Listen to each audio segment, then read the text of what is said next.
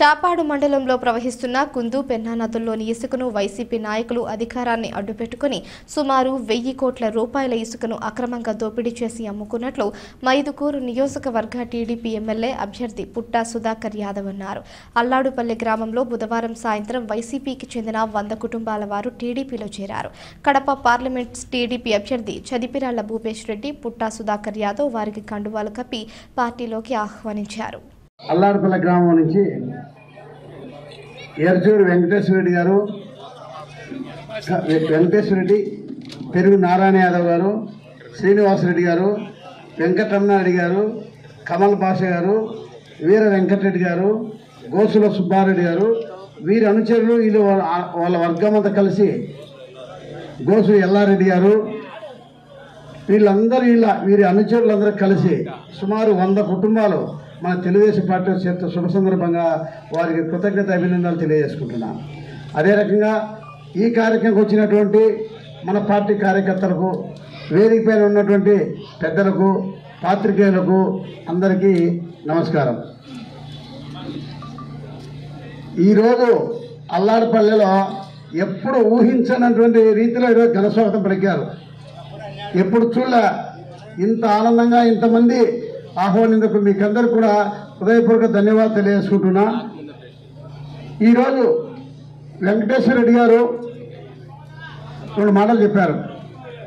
40 సంవత్సరాల నుంచి ఆ పార్టీలో ఉండి 40 సంవత్సరాల నుంచి మాకు ఎన్నో సేవలు చేసిన మేము 5 సంవత్సరాల నుంచి నరకయాతనం చేసి ఈరోజు తెలుగుదేశం చేసినాము. మా సొంత డబ్బులతో ఆయనకు ఎప్పుడు సేవ చేస్తూనే వచ్చినాం. కానీ 5 సంవత్సరాలలో రఘురాముడి చేసిన నరక యాతన అంతా ఇంత కాదు. మీరు అందరూ చూసినారు ఈ అల్లాడుపల్లిలో. ఆ ఆవేదనతోనే ఈరోజు కసిగా పుట్టా సుధాకర్ యాదవ్ గారిని అత్యధిక మెజార్టీతో గెలిపించారు అని నేను మనస్ఫూర్తిగా కోరుకుంటూ మీకు ధన్యవాదాలు తెలుపుకుంటున్నాను. నేను దేవుణ్ణి రోజు ఒకటే కోరుకుంటూ ఉన్నాను, రఘురామిరెడ్డి గారికి టికెట్ రావాలి, ఆయన పుట్టా సుధాకర్ చేతిలో ఓడిపోవాలి. అదే నా కళ, నా సంకల్పం. మీరందరూ ఖచ్చితంగా తెలుగుదేశం పార్టీకి ఓట్లు వేయించి అత్యధిక మెజార్టీతో గెలిపిస్తారని ఆశిస్తూ సెలవు తీసుకుంటున్నాను. మైదుకూరు నియోజకవర్గం చాపాడు మండలం అల్లాడుపల్ల గ్రామ పంచాయతీ గ్రామ ప్రజలకు, తెలుగుదేశం పార్టీ నాయకులకు, కార్యకర్తలకు, తెలుగుదేశం పార్టీ కుటుంబ అభిమానులందరికీ నా హృదయపూర్వక నమస్కారాలు తెలియజేసుకుంటున్నాను.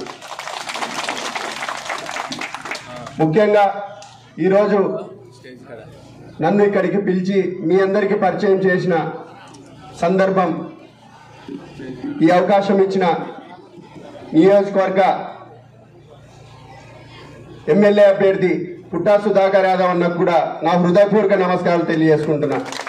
అట్లనే వేదిక మీద ఉన్న పెద్దలందరికీ కూడా నా హృదయపూర్వక నమస్కారాలు.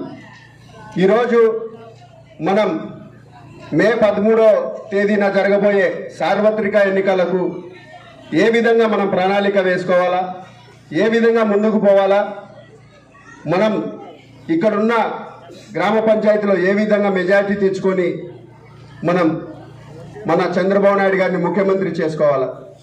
ఎందుకు ఈరోజు 2019 నుంచి మన రాష్ట్రంలో ఒక అరాచక పాలన సాగుతూ ఉంది. అరాచక పాలన అంటే అట్లా ఇట్లా కాదు, గొంతెత్తితే కేసులు పెట్టడం, లేకపోతే బెదిరియడం జరుగుతూ ఉంది. ఈరోజు కడప జిల్లాలో మనం ఆ రోజు జగన్మోహన్ రెడ్డి గారు ముఖ్యమంత్రి అయితే మనకు అన్ని సమస్యలు తీరుతాయని గంపగుత్తగా ఓట్లు వేసినారు. కానీ ఈరోజు పరిస్థితులు ఏం మారలేదు. ఈరోజు మన యువతకు ఉద్యోగాలు లేవు. కొత్తగా ఉద్యోగాలు కల్పించడంలో ఈ ప్రభుత్వం ఫెయిల్యూర్ అయింది. రైతుల విషయానికి వస్తే ఆ రోజు డ్రిప్ ఇరిగేషన్ అని, స్ప్రింక్లర్ ఇరిగేషన్ అని, రైతు రథాలని, గొర్రు గుంటిక ఇట్లా ఇత్తనం గొర్రు లేదా పవర్ స్పేర్లు కూడా ఈరోజు సబ్సిడీలో ఇవ్వలేని పరిస్థితుల్లో ఈ ప్రభుత్వం దిగజారిపోయింది.